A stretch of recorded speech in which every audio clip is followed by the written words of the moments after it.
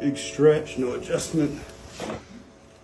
So what I do is take these joints to end point, and if they need adjusted, I adjust them. If I don't, there's no reason to force it because it's just gonna hurt. You see me constantly referring back to my notes. How's your low back feeling? That's good. Okay if we adjust it? Sure. Lay on your side facing me.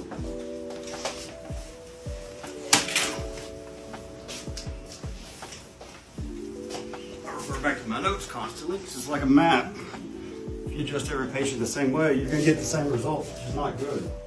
At least I don't think so. Oh, that was beautiful. Nice. Let's have this other side up. Here, here. Scooch.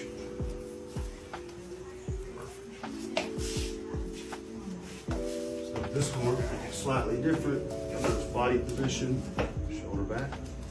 So it's tighter, it's not going to let me have it. So you just tap. A little bit. Did it? Mm-hmm. But you could feel as soon as I got her in position, it was tighter than the hip. So I was like, I'll try a different technique. Face up. You okay with taking your shoes off? I don't put them back on, by the way. That's okay. Okay, good.